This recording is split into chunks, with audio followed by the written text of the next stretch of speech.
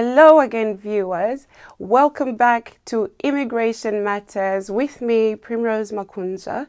This program is brought to you by AILTV to raise awareness on the changes in immigration law in the UK, to help those of you out there who might be affected by these changes.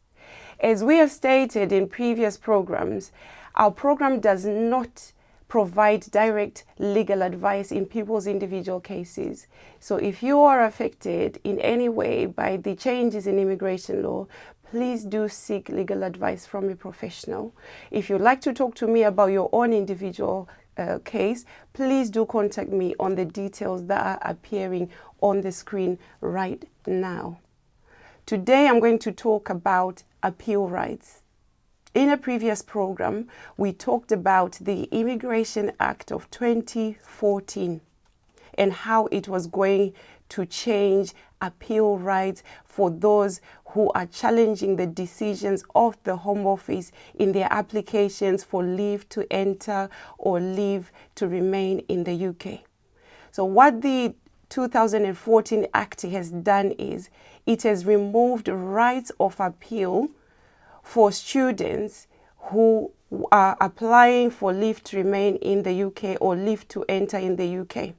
So students no longer have a right of appeal against the decisions of the Home Office. Other categories that are affected are migrants applying under other categories of the points-based system. I'm talking here about the Tier 2 applicants, Tier 1 applicants, Tier 5 applicants.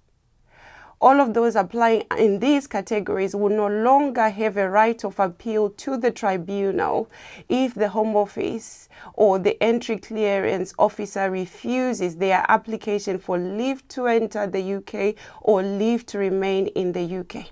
These changes were introduced in phases beginning from October 2014 and 2015 as well.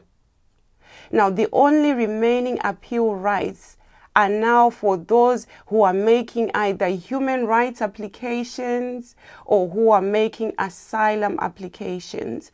So if you are not applying for asylum or you're not making a human rights claim, you do not get a right of appeal.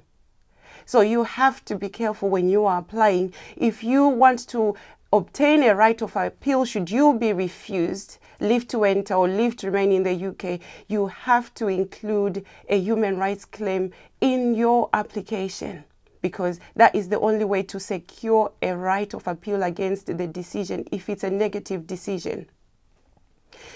Unfortunately, appeal rights are going to be abolished completely for those making human rights applications if the Immigration Bill of 2015 is passed by Parliament. There's actually this bill which is in Parliament right now, is the Immigration Bill of 2015. The government's plan when it was announced last year was that it will become law by autumn of 2015. Fortunately, that has not taken place. The bill has somewhat stalled in Parliament, so it has not yet become law. So those who are still making their human rights applications right now will still get their rights of appeal. Once that bill becomes law, those applying on the basis of their human rights, whether it's Article 8, Article 2, Article 3, will probably not get a right of appeal. That is quite a significant change. We are hoping that that bill will not go through Parliament. We are hoping that it will not become law, because that would be quite a drastic and dramatic change, because we believe appeal rights are important in a democratic society so that people can challenge the decisions of the executive. If you are applying for leave to remain right now, I would strongly encourage and advise you to seek legal advice on how you can incorporate a human rights claim within your application to secure your appeal rights. Unfortunately, that's all we have time for now. If you'd like to discuss any of these issues with me, please contact me on the details appearing on the screen right now. I would also encourage our viewers out there to subscribe to AILTV for more of these programs on immigration law. Thank you for tuning in. Goodbye.